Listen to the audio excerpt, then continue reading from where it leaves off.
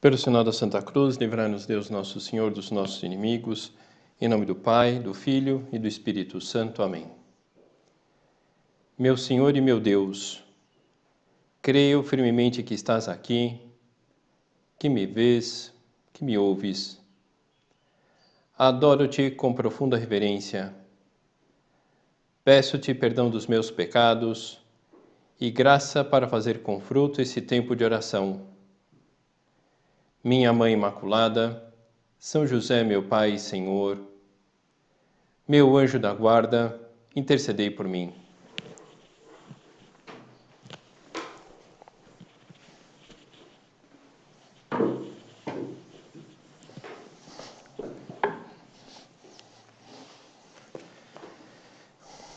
Olhando para a realidade que nos circunda hoje, melhor, nessa realidade que nos circunda nos últimos 3 meses, eu creio que já tenha passado pela cabeça de muita gente o seguinte questionamento: será que Deus esqueceu de nós? De bate-pronto, a resposta é não, não se esqueceu. Na verdade, não é algo que nem é próprio não é própria natureza de Deus. Mas por que, então, alguém pode perguntar, mas por que permanece tanto tempo em silêncio? Por que ele não acaba logo com essa pandemia? Bom, não podemos identificar o silêncio de Deus com inatividade. Vamos ilustrar o nosso tema de hoje e aproveitar para pensar na providência divina. Vamos olhar para um momento duro da história da humanidade, relatado por São Mateus, lá no capítulo 2. Depois de os magos partirem, o anjo do Senhor apareceu em sonhos a José e disse-lhe: Levanta-te, toma contigo o menino e sua mãe e foge para o Egito. Fica lá até que eu te diga, pois Herodes vai procurar o menino para o matar. José levantou-se de noite, tomou consigo o menino e sua mãe e partiu para o Egito, e ficou lá até a morte de Herodes, para se cumprir o que o Senhor anunciara pelo profeta: Do Egito chamei o meu filho. Quando Herodes percebeu que fora iludido pelos magos, encheu-se de grande furor e mandou matar em Belém e no seu território todos os meninos de 2 anos ou menos, conforme o tempo que os magos lhe tinham indicado. Cumpriu-se, então, o que havia predito o profeta. Ouviu-se uma voz em Ramá, lamentos e gemidos sem fim. Raquel chora a seus filhos e não quer ser consolada, porque eles já não existem. É uma passagem muito dura. Imagina arrancar os filhos das suas mães simplesmente porque um deles pode ser o Messias. E crianças inocentes, famílias inocentes, pais, mães inocentes. Essa é uma dessas passagens da Bíblia difíceis de interpretar. Como Deus permite um mal como esse? Como Ele permite a morte de forma tão covarde daquelas crianças? Tudo bem, valeu a pena, porque foram direto para o céu. É verdade, mas o sofrimento daquelas mães, daqueles pais que perderam um filho, como fica? Vamos pensar como nos sentiríamos se entre aquelas crianças estivesse lá o nosso irmão, o nosso sobrinho, aquele primo lá de 2 anos que temos muita afeição por ele. Como ficaria? Logicamente, Deus não queria o mal daquelas crianças e nem dos seus parentes. Além disso, olhando com a perspectiva do tempo, nós percebemos o privilégio, efetivamente, de terem ido para o céu sem mesmo passarem pelas adversidades próprias da existência humana. Isso é verdade. Mas vemos nesse episódio da vida do próprio Cristo, na vida da Sagrada Família, e também vamos vendo na nossa vida, essas luzes e sombras próprias da existência humana. Própria da existência humana. E talvez tenhamos um pouco mais de facilidade ou receptividade diante das luzes, mas as sombras são muitas vezes difíceis de entender. Diante dessas sombras da vida, conseguir enxergar o bem que Deus quer tirar daquilo não é fácil. Não é fácil tirar o bem diante da morte prematura de um parente. Não é fácil encarar o bem que está por trás da perda de um emprego. Aquela briga com a namorada, com o namorado que acaba em rompimento, não é difícil, não é fácil encontrar um bem por trás disso. Aquela desilusão nos estudos, puxa vida, tanto investimento, mas não era o que eu queria. Não é fácil. E Deus vê tudo isso. Deus, ele tem a capacidade de enxergar o nosso interior. Ele fica então de braços cruzados vendo o nosso sofrimento. Deus dirige os acontecimentos fazendo que aquilo propriamente aconteça. Não somos marionete nas mãos de Deus. Não funcionamos como se Deus tivesse nas suas mãos um controle remoto das nossas vidas. Não é assim. Na verdade, a atuação de Deus é mais parecida com a de um GPS, com o Waze, esse aplicativo do trânsito.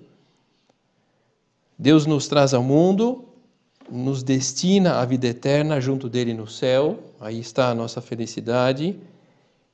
Por isso ele tem uns planos para que isso aconteça. Nós recebemos uma missão nessa terra que nos ajuda a realizar esse plano, como o GPS. A partir de onde nós estamos, traça a rota para chegar ao destino. Mas não é o GPS quem dirige o carro. Diante da mudança de rota, o GPS ele traça novamente o melhor caminho, mas quem está dirigindo lá o carro é que decide se vai seguir o GPS ou não. O que eu quero dizer com isso? Que somos nós que conduzimos a nossa vida baseada na rota estabelecida por Deus, e quando saímos da rota, Deus reprograma o caminho para mostrar por onde ir a partir do novo itinerário que optamos por seguir. A providência divina, ela organiza, ela dirige, administra a nossa vida de tal modo a ajudar-nos a mantermos a rota da santidade ou retomarmos a rota quando nós desviamos do caminho, e se utiliza da realidade que temos no dia a dia. Sem impor, sugerindo. Algumas dessas rotas parecem ser intransponíveis ou levar-nos para onde não queremos ir. E Nosso Senhor conta com a ação da graça para que nós enxerguemos aquilo, conta com a providência divina. A providência divina designa a ação no mundo de uma vontade externa, levando os eventos a um fim. No sentido de que Deus deixa o andamento da vida, o andamento da humanidade, no seu livre curso. Não foi ele quem introduziu a pandemia. A pandemia, enfim, entra um vírus, esse vírus se espalha. Agora, o que Nosso Senhor vai fazer nessa situação e em tantas outras da nossa vida? Vamos tirar um bem, vamos ajudar, de fato, as pessoas a enfrentar essa situação, que é uma situação dura. Poxa, mas por que ele não faz um milagre? Olha, porque ele não vê que seja necessário. Alguém pode pensar, poxa, eu concordo em partes com essa explicação, mas como fica a relação entre Deus, a orientação da nossa vida e a liberdade? Como compaginar tudo isso? Eu creio que muita gente, você e eu, tem dificuldade para entender o sentido do sofrimento. Em geral, o que acaba acontecendo? Encarar o sofrimento como algo ruim pela tristeza que causa, pelo mal bocado que causa. Sobretudo, quando se está longe ou um pouco afastado de Deus, esse sofrimento é ainda maior, porque é algo real e podemos estar... Bom, uma pessoa que esteja com muita gente, mas sem Deus, está sozinha em alguns momentos. Sobretudo nesse do sofrimento. Até mesmo ao ler o Evangelho, nós podemos ficar com a impressão de que se trata muitas vezes de um relato infeliz atrás do outro. Puxa vida, pegando essa cena do nascimento de Jesus, puxa vida, que infelicidade ter que ir para Belém justamente na época do nascimento de Cristo. Que infelicidade ter que nascer num estábulo em pleno inverno. Que infelicidade a Sagrada Família ter que fugir de um lugar para outro sem sossego, com perigo de morte. E podemos pensar ao ler o Evangelho que o mais lógico seria que essas coisas fossem mudando, que chegaria um momento em que fosse reconhecida a realeza de Cristo, a sua dignidade sobrenatural, e isso mudasse, e não é isso que acontece. O que nós vemos lá na chegada de Nosso Senhor à Terra e depois o final da sua passagem pela Terra também, nada de honras, nada de estima, nada de reconhecimento. E vemos como Cristo acaba entregando generosamente a sua vida aos outros e mesmo assim não é preservado dos sofrimentos. Algo que pode acontecer conosco. Esse esforço para rezar, esse esforço para levar em frente o relacionamento com os amigos de maneira digna, o empenho por evitar os pecados graves e também os pecados veniais, um investimento em um namoro cristão e as coisas dão errado. Podemos esquecer que a vida do cristão consiste na identificação com Cristo. Não podemos, portanto, rebelar-nos com Deus diante do que custa, do que nos faz sofrer. Então quer dizer que a vida cristã quer que eu goste do sofrimento. Não é isso. Então a vida cristã que vale a pena é sofrer sempre. Não, não é isso. A vida cristã é dar um sentido ao sofrimento que faz parte dessas luzes e sombras da nossa vida. Deus, Ele tem os seus planos para nós, necessitamos confiar na providência, essa ação no mundo de uma vontade externa levando os eventos a um fim, contar com a providência, de modo especial naquelas situações mais críticas da nossa vida. E aquele ditado popular, em geral os ditados populares têm um grande sentido comum, uma grande verdade por trás deles. Há males que vêm para bem. É isso. Há males que vêm para bem. Por que vêm para bem? Porque Nosso Senhor, Ele está buscando atrás daquele mal um bem para nós. Deus não se esquece de nós, não faz parte da sua natureza. Como não faz parte da sua natureza perder o controle da vida no mundo, Ele, na verdade, está constantemente tentando mudar a rota da nossa existência quando nos desviamos, justamente tentando transformar o mal em um bem e, lógico, preservando a nossa liberdade. Como o GPS mais normal e comum, talvez no futuro seja diferente, mas o GPS normal e corrente, o Waze, lá no celular, ele não dá um comando para que a direção do carro mexa sozinha. Ele indica para onde ir.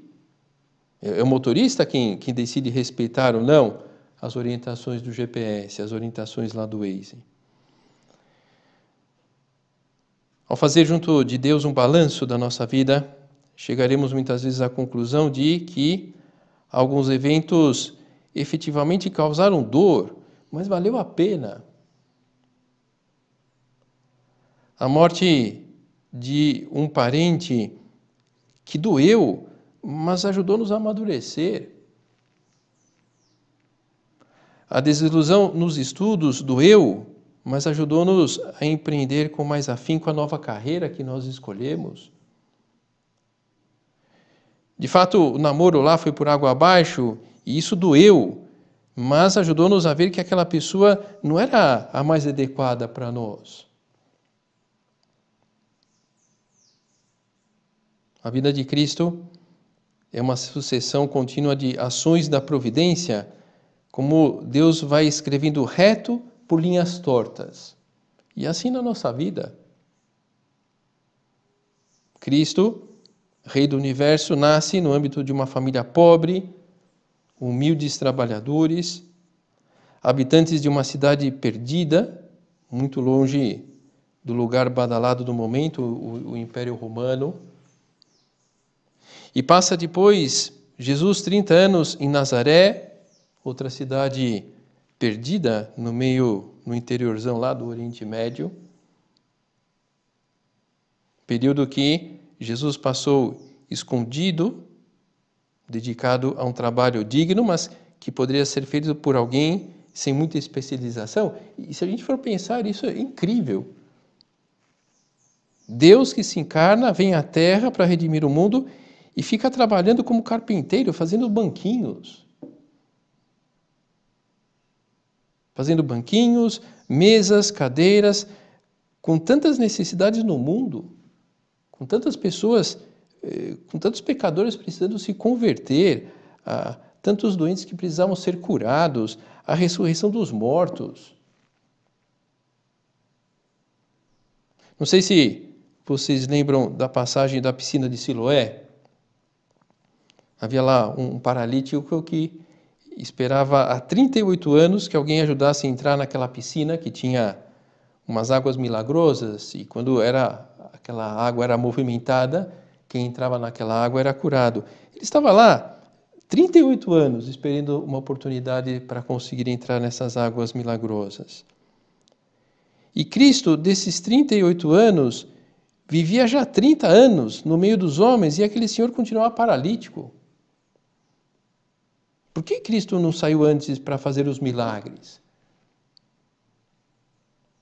Outro dado interessante que nós percebemos no Evangelho é que Cristo não sintonizou com muita facilidade com o pessoal da sua época.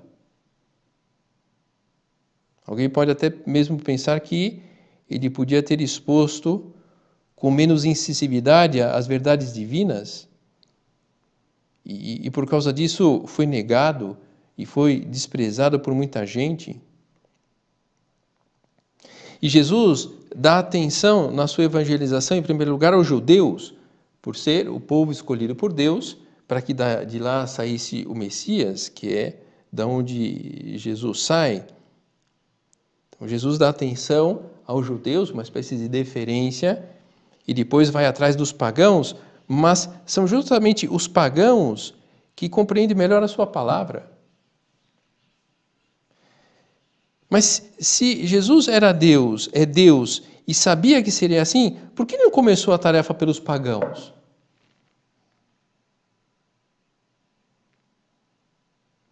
Para citar apenas algumas das contradições relacionadas com a vida de Jesus, nós podemos destacar o fato de que a sua aparição no mundo, do ponto de vista político, também não se deu no melhor momento. O que se esperava quando chega Jesus naquela época? Se esperava a libertação do domínio romano, através lá de um líder revolucionário, e aparece justamente alguém pregando o amor aos inimigos. Enfim, ao destacar esses acontecimentos, não se trata de ressaltar os furos de Deus, porque não há, mas enxergar tais acontecimentos sob a perspectiva do projeto divino. Como assim? Vamos pegar a construção de um prédio.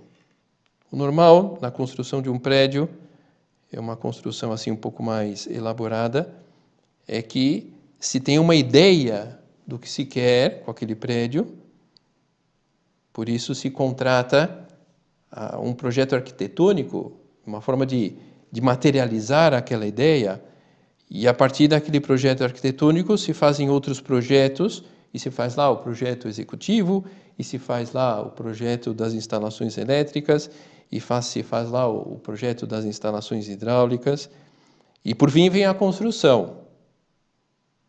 E o projeto ele fica perfeitamente compreensível, talvez somente depois da obra pronta. Pois bem, no caso da santidade, temos o projeto e a obra em andamento. A obra acabada da santidade nós só veremos no céu. Não existem santos na terra. Não existem santos na terra. É verdade. Pode ser que agora vejamos algumas virtudes alcançadas, nós vejamos em nós mesmos uns defeitos dominados, a preguiça, de certo modo, controlada. Mas há outros âmbitos da nossa vida que precisa ser melhorado. E como na vida de Cristo, os santos passaram por uma série de peripécias na vida, e nós também passaremos, porque faz parte desse amadurecimento humano e espiritual.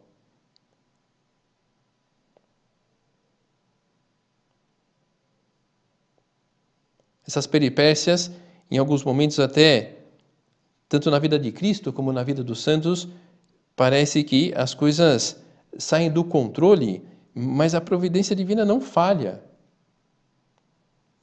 Quando nós estamos com Deus, fica mais claro como efetivamente há males que vêm para bem. Isso se realiza sempre. Lógico que uma pessoa que tem a visão de fé na vida, ela vai ter mais facilidade de enxergar dessa maneira. Agora, vemos como muitos dos sofrimentos na vida de São José Maria, por exemplo, como foram importantes. Ele mesmo comenta isso em alguns momentos da sua pregação. Mas na hora, quando ele era lá criança, ele não entende porque 3 irmãs mais novas que ele morrem uma seguida da outra. Ele sendo criança ainda. E no dia da sua primeira comunhão, enquanto ele se arrumava lá para a cerimônia, porque justo naquele momento, o momento onde ele estava, digamos assim, curtindo aquele momento, você vê que estavam lá penteando, secando lá o cabelo dele e queimam a cabeça dele lá com o secador lá de cabelos. E a família vai indo bem, uma família bem constituída, bem organizada, e a empresa que o pai tinha começa a ir por um caminho de menos clientes, de custos mais elevados, e vai à falência. E a família chega a uma situação de ruína total. Tem que mudar para outra cidade e conseguir outro trabalho. E aí São José Maria se ordena e é destinado a uma cidade perdida lá no interior da Espanha. Poxa, ele que tinha sido escolhido por Deus para fundar uma instituição de âmbito mundial, por que ele começa num lugar tão pequeno? Tudo isso um absurdo? Não, a providência divina. A providência divina, através desses acontecimentos, ele mesmo reconhece que tudo isso foi forjando o seu caráter, a sua personalidade, um homem que acabou sendo um homem de muita presença, de muitas convicções, muitas virtudes, coragem, que eram necessárias para levar em frente a fundação do Opus Dei. Então, diante de tudo o que vimos até agora, seria bom que nós aprendêssemos a olhar os acontecimentos sob a perspectiva de Deus e não simplesmente através dos parâmetros de boa ou má sorte. Não dá para ter má sorte com Deus ao nosso lado. Não dá para ter má sorte com Deus ao nosso lado. E ao olhar os acontecimentos com a luz de Deus, fica mais fácil compreender o que nos acontece. Os pais, por exemplo, os pais fazem sofrer o filho muitas vezes. E insistem lá em que coma algumas comidas que o filho não gosta e proíbe algum tipo de brincadeira e não deixa fazer aquela viagem com os amigos, com as amigas. Os pais fazem os filhos sofrer. Para o filho é algo ruim, e não entende, inclusive pensa mal dos pais. Mas vão passando os anos e se compreende que aquelas orientações foram boas. Doeu, mas agora os filhos veem que valeu a pena. E por que tudo isso? Para que sejamos felizes, o principal interesse de Deus conosco. Isso acontecerá à medida que cultivarmos essa sintonia com o Senhor. Sabendo que, em geral, a vontade de Deus chega até nós por caminhos ordinários. Não temos motivos para esperar milagres ou iluminações especiais. O milagre, sim, é uma realidade extraordinária. Nosso Senhor vai utilizar do ordinário para orientar a nossa vida, a vida das pessoas. Aquela história, num lugar perdido aí no meio das montanhas, que, por causa de vários dias de chuvas torrenciais, os rios transbordaram e os rios não paravam de subir. E o rio estava subindo, a Cruz Vermelha, a Proteção Civil enviaram lanchas para ajudar no salvamento lá dos moradores. E uma lancha da Cruz Vermelha, ao ver lá um homem no teto da sua casa, se dirigiu na direção daquele homem para resgatá-lo e falava: olha, meu senhor, então vem aqui para a lancha, nós vamos te levar para um lugar mais seguro. Não se preocupe comigo, pode ir em busca de outros, a providência me salvará. Bom, então, enfim, a lancha seguiu o seu curso em busca de outros desabrigados. Depois de algumas horas, o homem refugiado no telhado começa a sentir a água bater nos seus pés. E passa a lancha lá dos bombeiros e oferece para ele que pegue lá uma carona na lancha, e ele responde que não precisa, que a providência o ajudará. E por fim, passa a lancha da Guarda Civil, oferece-lhe auxílio, vendo que a água já chegava quase ao pescoço lá do cidadão, e uma vez mais ele recusa, porque ele estava certo de que a providência o salvaria. E a água continua subindo, e não chegou mais nenhum socorro, e o homem morreu afogado. E aí, enfim, todo molhado, ele se apresenta lá no céu, um pouco revoltado. Poxa vida, eu confiando na providência e me deixaram na mão. E aí ele escuta a resposta: como que te deixaram na mão? Nós vemos a Cruz Vermelha, os bombeiros, a Guarda Civil, e você não aceitou ajuda nenhum deles. Então, você e eu, nós não sofremos de má sorte, nós, na verdade, participamos do convite de Deus de compartilhar a sua lógica. Há uma lógica no plano de Deus que acaba tendo que reorientar a nossa vida, porque a gente escolhe caminhos tortuosos, ou a escolha de outras pessoas acaba tornando a nossa vida um pouco tortuosa. Mas Nosso Senhor quer reendereçar para que nós possamos enfrentar aquela situação, para que nós possamos ser felizes mesmo diante daquela situação um pouco delicada. Puxa, mas eu não consigo enxergar as coisas desse modo. Ainda eu me vejo uma pessoa com muito má sorte. Pede então ajuda. Pede ajuda a Deus para que você veja. Pede ajuda para quem pode te auxiliar a enxergar a lógica de Deus na própria vida. A direção espiritual, por exemplo, é um bom caminho nesse sentido. Maria estava em Belém, em Nazaré, no Calvário, sempre ao lado de Jesus. E também permanece firme ao nosso lado para ajudar-nos a elevar os nossos horizontes e vermos os acontecimentos com a perspectiva de Deus. Vamos contar com a sua ajuda. Santa Maria, Consoladora dos aflitos, Consoladora dos imigrantes, Mãe da misericórdia e da esperança, rogai por nós, ajuda-nos.